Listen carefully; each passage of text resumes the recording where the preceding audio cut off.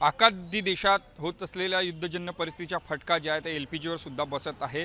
सध्याच्या घडीला नागपुरात जे आहे ते 6 जे आहे LPG पंप जे आहे ते बंद आणण्याचा फटका जे आहे ते ऑटो चालकांना बसत आहे। सध्याच्या घडीला मी नागपुरातील इमामवाडा परिसरात या ठिकाणी LPG गो गॅसचे जे पंप आहे ह्या पूर्णपणे बंद आहे। एरवी या ठिकाणी जे आहे मोठ्या प्रमाणात जे ऑटो चालकाची जे आहे ते गर्दी पाहायला मिळत होती, मात्र जे आहे मागील 4 दिवसापासून गो गॅसचे पंप आहे जे ते नागपुरात बंद आहे। यापैकी इमामवाड्यातील सुद्धा हा गो गॅसचा पंप आहे तो बंद आहे। 6 ठिकाणी हे संपूर्ण नागपूर शहरात वेगवेगळ्या भागात जे आहे ते पंप आहेत, त्यामुळे जे आहे ते बंद आहे। त्याचा फटका जे आहे ते थेट जे आहे ते ऑटो चालकांना होत आहे। आपण बघू शकता की या ठिकाणी जे संपूर्ण आहे ते शुकशुकाट सध्याच्या घडीला पाहायला मिळत आहे।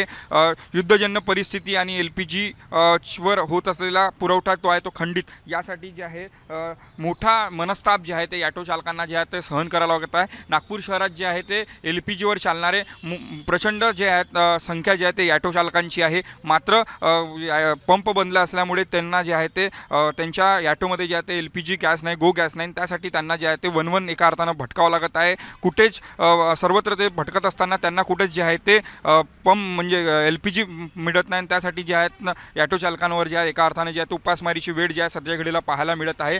LPG गॅस त्यांना कधी मिळणार आणि खंडित व्यवस्था कधी सुरळीत होणार याचीच अपेक्षा एका अर्थानं नागपुरातील ऑटो चालक पाहत आहेत।